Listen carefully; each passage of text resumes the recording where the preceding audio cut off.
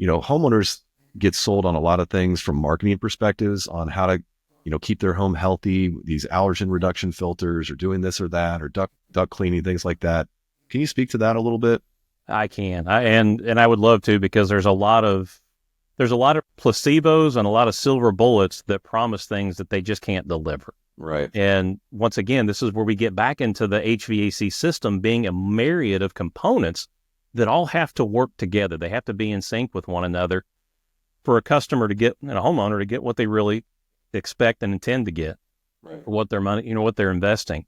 For a filter, let's start off with air filters. So that's one of the most common components that a homeowner will go to because they're concerned about dust. And it's really one of the top problems you get into with indoor air quality is dust. Yeah. There's air that ducts pull from areas outside of a house, such as a crawl space or an attic, and that air is being distributed into the house, and no one wants to breathe that kind of air. It's filled with all kinds of nasty stuff, and a filter should stop that. But filters have to be designed correctly, just like a heating and cooling system does. Because if a filter doesn't capture the dirt and the dust and everything that's traveling through the air, those particulate is what it's called. It's the stuff in the air. It will go around the filter, and then it ends up inside the equipment, and it'll get nasty and increases the maintenance cost.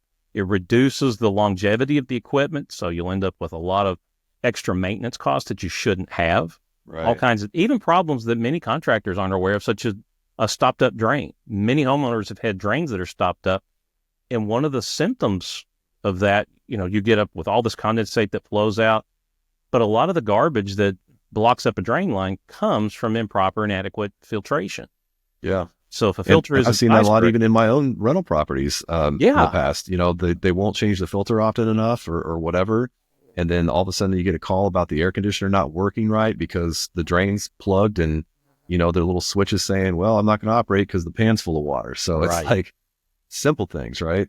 It is. And when you get into filters, generally, most homeowners they'll invest a lot of money in a really high dollar filter, and that's great. But usually the higher dollar the filter it is, the more critical the sizing of that filter is. And you typically will need double the filter for that filter to work correctly. Otherwise, it may end up choking down the airflow to the heating and cooling equipment, which can cause all kinds of problems.